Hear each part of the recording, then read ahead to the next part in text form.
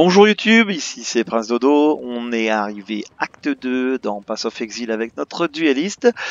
Donc je vous montre un petit peu ce que j'ai fait. Donc j'ai enlevé mon bouclier, parce que j'avais encore le bouclier avec les 3, parce que j'ai récupéré une épée qui fait 17 à 25 de dommages et 2 à 4 en feu. Elle donne des résistes au feu, des résistes au froid, donc elle est meilleure que le bouclier. Et vu que j'ai pris des nodes c'est les petits emplacements dans l'arbre des passifs pour le dual wielding, donc j'ai deux épées. Une épée qui fait 17 à 19 à 29 et l'autre qui fait à peu près la même chose. 7, 8, 8, 8, 9, de 9 à 27. 9 à 27 et 17 à 25. Voilà, donc là j'ai retiré tout ce que je n'avais plus besoin. Je vais juste mettre le bouclier en off-hand. Je vais enlever ça. Le rouge, c'était quoi? C'était le cleave. J'avais monté un deuxième cleave. Est-ce que j'ai un rouge? Je vais identifier ça pour mettre le deuxième cleave que je monte en même temps dessus. Ici j'ai un melee splash. Donc j'ai changé d'armure aussi, j'ai viré ma pauvre petite armure, j'en ai mis une autre. Je pourrais la transformer en magique, ce que je vais faire. Donc je prends un orbe de transmutation et je l'utilise sur mon armure. Ah, elle est équipée. Faut pas qu'elle soit équipée, on a des équipes, on met dessus. Donc ça me donne de la dextérité. Encore plus de dextérité. Donc vous voyez, ça fait partie des objets que je vous parlais tout à l'heure. Donc c'est un objet, quand je l'enlèverai, je vais perdre 16 en dextérité. Donc il faut faire attention quand je vais monter mes compétences, comme là le Shattering Sling, il me faut 21. Shattering Steel, il me faut 21 de dextérité. On va regarder combien j'ai de dextérité. J'ai 69. Donc même si j'enlève les 16, je reste largement au-dessus des 21 de dextérité que j'ai besoin. Par contre, la Summon Holy Relic, elle va demander 21 d'intelligence. Et j'ai 25. Donc on va la laisser comme elle est. Donc pour ne plus avoir qu'elle apparaisse ici, on se met sur le plus et on fait un clic droit. Donc elle disparaît. Elle ne va plus gagner d'expérience, ça tombe bien, c'est pas le but que je veux pas la monter. Elle est bien comme elle fait les dégâts qu'elle fait. C'est pas dans mon build, mais je l'ai gardé comme ça au tout début pour essayer. Pareil, si vous avez, par exemple, si vous attrapez, chopez des zombies, si vous chopez des squelettes, le summon zombie, race spectre, race zombie, race squelette, vous pouvez les mettre dans votre build et ils vont vous aider. Là, la petite relique, elle va m'aider, elle va prendre des dégâts, elle va faire des AOE. Donc c'est toujours sympathique au tout début, même jusqu'à un certain point, d'avoir un petit mignon qui vous aide. Ça peut toujours servir de pas mourir sur un one shot ou sur un gros boss qui va vous tuer, qui va tenter de vous tuer, mais il va taper votre mignon à la place et lui va prendre. Vous verrez que il faut faire attention que ce boss là picote un petit peu. J'ai mis purchase item, non, je vais vendre les items, donc je vends tout ça. Je range tout le reste. Donc j'ai pris toutes les quêtes. Eramir qui ici nous a donné une quête qui nous demande d'aider les zombies, d'aider les bandits. Donc on va voir quel bandit on va aider. Dans l'acte 2, il faut choisir le bandit qu'on aide. Donc je vais ranger ça dans le stash en 11. On remet tout là. J'en garde une deuxième des flasques, je vous expliquerai pourquoi. Donc là, hop, je vous explique. Parce qu'en fait, celle-là, je vais essayer de l'enchanter. Je vais le faire de suite. Et voir ce qu'elle va me faire. Hop, je prends un danse de mon mutation. La Quicksilver qui a 10%, donc elle dure plus longtemps. On va voir ce qu'elle fait. Ah, elle remove le chill. Oh, c'est magnifique. C'est-à-dire qu'elle enlève le gel. C'est, moi, la meilleure affixe qu'elle aurait pu avoir. Donc quand je l'utilise, bim, ça m'enlève le gel et ça m'immunise au gel. Immunity to freeze on child. Je ne peux pas être gelé ni ralenti pendant la durée de la flasque. La flasque fait 4,5 secondes, donc pendant 4,5 secondes, je ne peux pas être.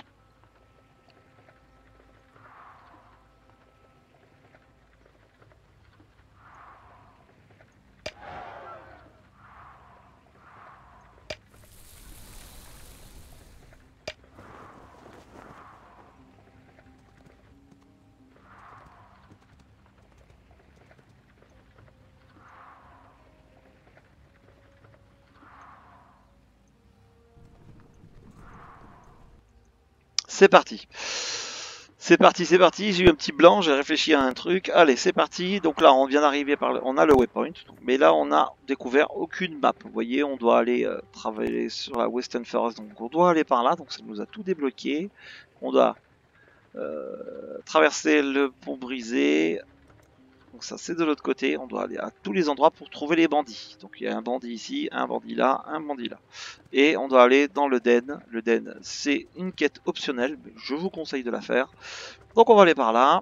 Je ne suis pas sur mon bon stuff, mon double main, on y va. On va mettre des tartinettes, c'est parti. Enfin, il n'y en a pas un stuff de ouf, hein. J'ai du blanc, j'ai du bleu. Et on va se débrouiller comme on peut ici. Doody, c'est du level 14, ça tombe bien. Hop, un petit dash.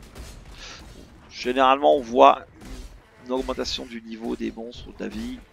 Là, c'est un petit peu transparent. Faut juste que je pense à bien poser mon totem, et ça va régler le problème.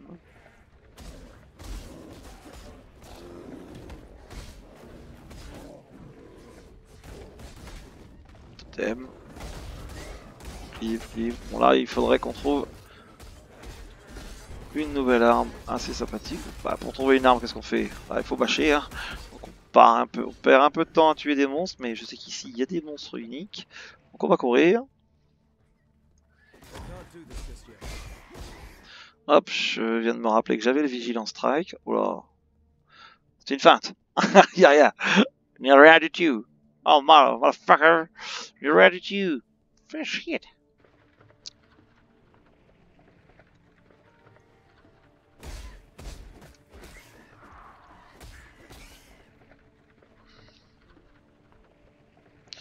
On est revenu au début, je joue comme un goret, on accélère, on retourne. Ah là, vous voyez, il y a un petit... je me disais bien. Donc là, c'est... Très bonne chaise. The Den, la quête subsidiaire. Donc il faut qu'on aille... qu'on doit tuer The Great White Beast. On doit tuer The Great White Beast. Beast. C'est parti. En anglais, déplorable, c'est moche. Quand je veux parler trop vite, c'est dégueulasse. Ah, c'est pas grave. On y va, allez, tac, tac, on tape, c'est parti. On rentre là-dedans. Et let's go, let's go. Totem, shattering.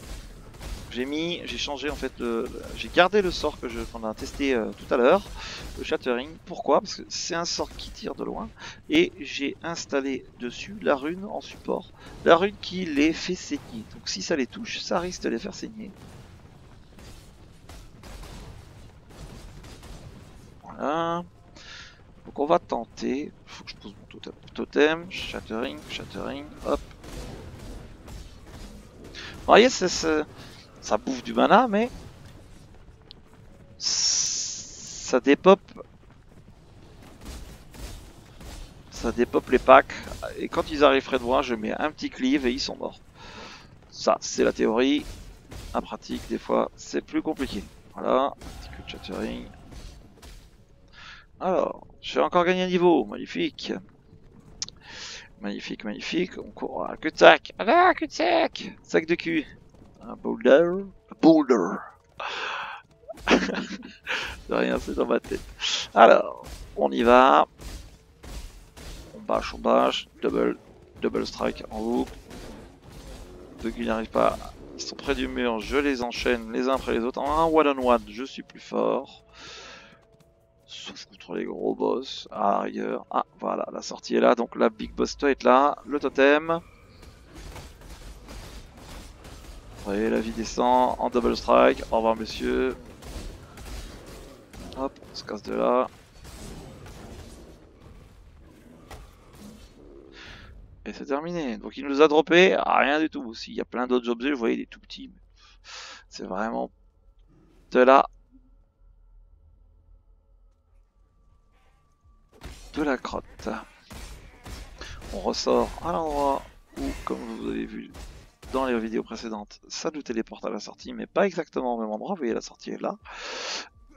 L'entrée est là, pardon. L'entrée est ici et on a été TP plus ou moins juste au-dessus de là où il s'y trouvait.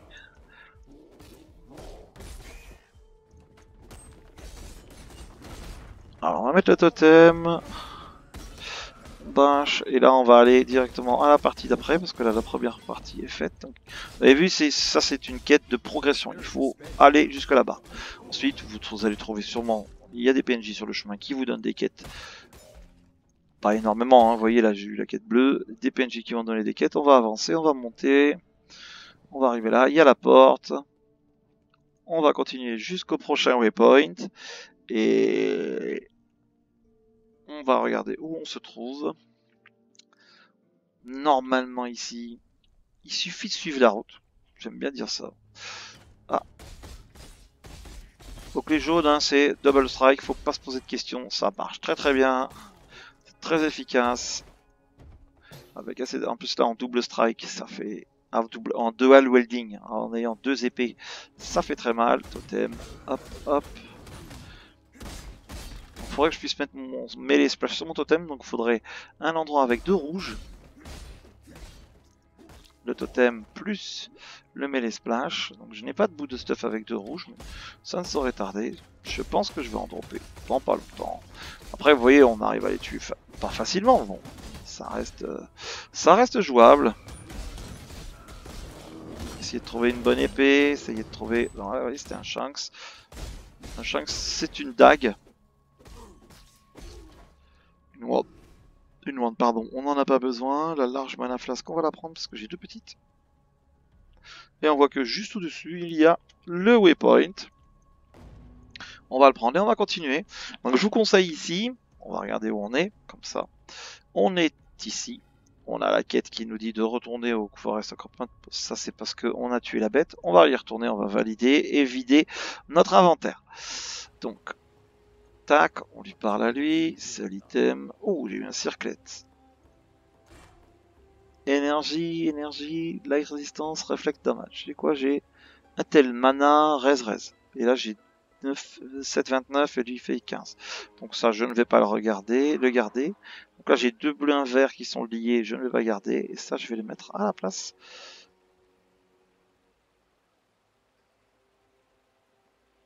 Je vais les garder mes petites potions 68 sur 100. Ah non, je vais les enlever, c'est pas grave. Hop, je peux pas les enlever. Donc je vends les deux là, j'en ai pas besoin. Oui, c'est un... Mais regardez, il va me donner beaucoup de shards d'altération et après ça me donne une altération. On va ranger tout ça là-dedans. Quand j'ai 10 shards d'altération, ça me donne une orbe d'altération. L'orbe d'altération, elle est là. Donc ça reforge un objet magique avec des nouvelles propriétés. Voilà, vous l'utilisez sur un objet et ça change ses propriétés. Ce qui est très sympathique. Donc là, on va mettre le number 1, le number 2. Je vais rien faire du tout. Je vais mettre mes essences d'un côté. J'en avais eu qu'une, des essences? Oui, j'en avais eu qu'une. On pose ça dedans. J'ai le melee splash. Est-ce que j'ai deux rouges collés? Non. Non, juste un rouge. Vous voyez, j'ai un rouge, un bleu. J'ai pas deux rouges. Donc, il va falloir que je me trouve du temps. J'ai pas eu de bague non plus. Là, j'ai deux rouges si je mets des clos, mais on peut mettre des clos. Ah si, on peut mettre des clos. Mais je ne pourrais plus utiliser le cleave. Déjà, un, parce que je l'ai plus.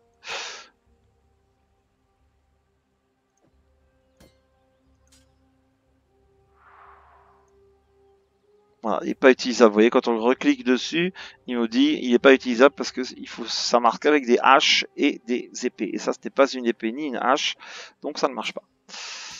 Donc on va le ranger ici. On ne l'utilisera pas de toute façon. On va ranger les flasques aussi parce que je vous avais donné la recette quand vous donnez 3 flasques du même niveau. Donc du même niveau. Oui, c'est des types. Vous voyez, selon les types, la forme change, le graphisme change. Donc, si vous donnez 3 flasques d'un niveau, vous avez la flasque du niveau supérieur. Donc, je retourne à mes crossroads et je vous dis à bientôt pour continuer, pour aller faire le premier bandit qui se trouve par ici. On se retrouve dans la prochaine vidéo. Je vous dis à bientôt YouTube. Bye bye, c'était Prince Dodo. Laissez un pouce, laissez un commentaire. Bisous bisous.